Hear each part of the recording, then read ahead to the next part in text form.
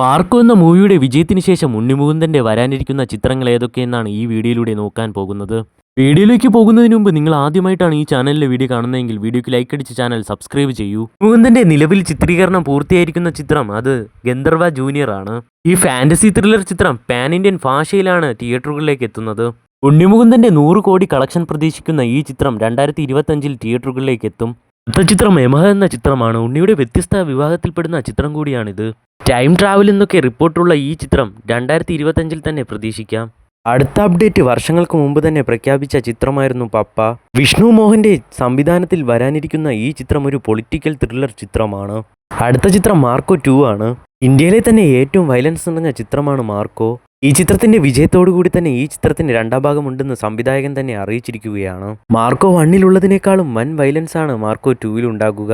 അടുത്ത ഉണ്ണിമുകുന്ദൻ ചിത്രം അത് അത്ഭുതദ്വീപ് 2 ആണ്. 100ഓളം കൊച്ചു മനുഷ്യരെ വെച്ച് വിനായകൻ സംവിധാനം ചെയ്ത ഏറ്റവും മികച്ച ഫാന്റസി ചിത്രമായിരുന്നു അത്ഭുതദ്വീപ്.